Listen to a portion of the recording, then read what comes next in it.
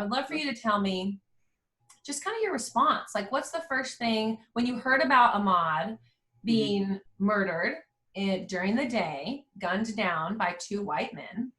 What's the first thing that you thought, first thing you felt, and then maybe the first thing that you did after hearing about it? All great questions. I think that my initial response was that of both unbelievable disappointment, while at the same time being extraordinarily unsurprised. Wow. I think that this is in the age of social media and the age of Twitter. I think that one of the great things that social media has been able to do, whether that be through Twitter or through Instagram or through Facebook, is it allows people from all over the country to get a look into take a little bit more of a look than they ordinarily would have at different things that are happening in the world around them. And I think that the beauty of, tragedies like this is it really shows people that this stuff happens all the time. But what it also should have shown people is that members of the African-American community weren't surprised. Wow. There are a lot of people that I've spoken to, my family members, friends of mine. It's not surprising. It's something that happens all the time. It's something that we see. I've seen on social media stories like that for years and years and years. I think that it is remarkable that this one's getting probably the most attention that we've seen in a case like this since Trayvon Martin. But it was disheartening. It was disheartening and it was disappointing because it's exhausting. It feels like we're at square one still. It still feels like there's so much progress that needs to be made. And so the first thing that I did, I guess, was talk to some of my friends about it. I talked to some of my Black friends. I talked to some of my white friends. And really, I think at first my feelings were to vet my feelings about how angry I was and how angry I was that this was continuing to happen.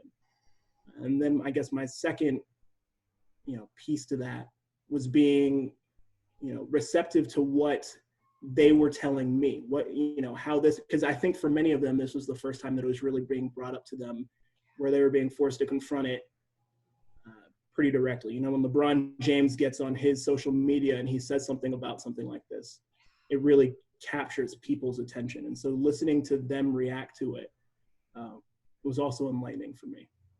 Yeah, absolutely. What you talked about, there's so much more progress that needs to be made. Can you say more about that? Say more. So I think that, unfortunately, Kelly, we don't have a whole bunch of time. I could talk to you for hours about this. I think, unfortunately, there's been a couple things that have happened, and I'm experiencing them recently because I'm, growing into being part of the adult world. And so maybe I'm sure these things aren't new, but these are things that are new in how I'm experiencing them for the first time.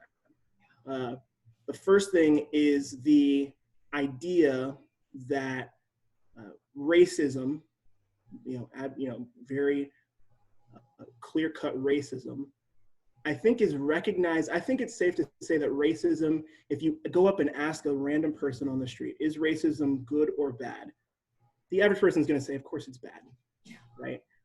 What I think where we still have so much progress to be made is that it sometimes becomes difficult for that average person to identify what is racism, that's right, what is in support of racism, and what offshoots of that.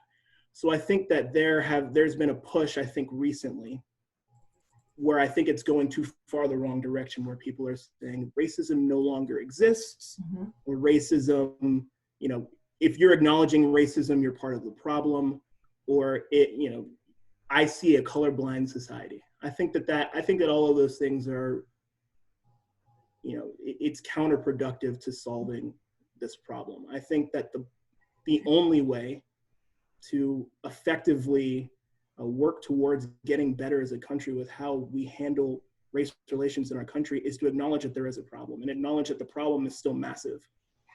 The second piece, I think, is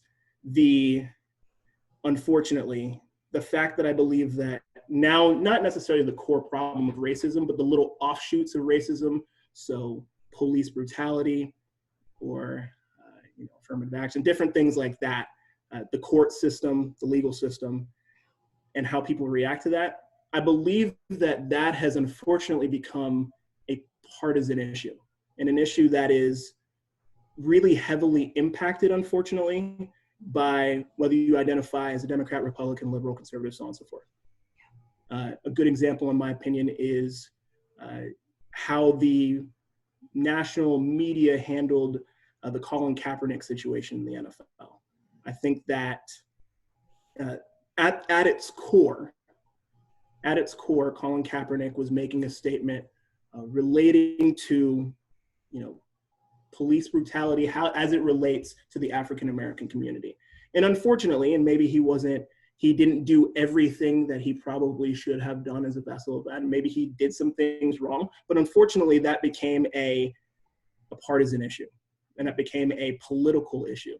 And when things go from being a human issue to a political issue, as sometimes which is what happens in a lot of these conversations, people dig their feet in where they are.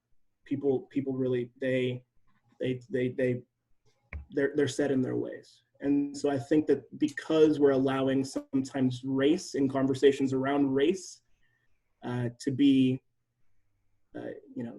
somewhat turned, if you take a couple degrees of separation away, into political issues, I think that that is part of the overall problem. So there's still a lot of work to do, I guess is what I meant by all that. It's a huge problem. And I love what you said, that making a human issue a political issue.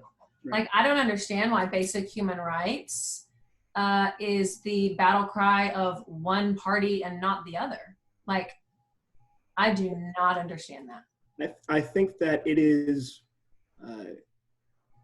I think that when you allow yourself to when you allow yourself to believe that where you potentially stand politically, and this is on both sides, I'm not speaking to one side or the other, where you allow yourself to stand politically affects how you view other parts of your life, most specifically how other human beings are being treated or not treated.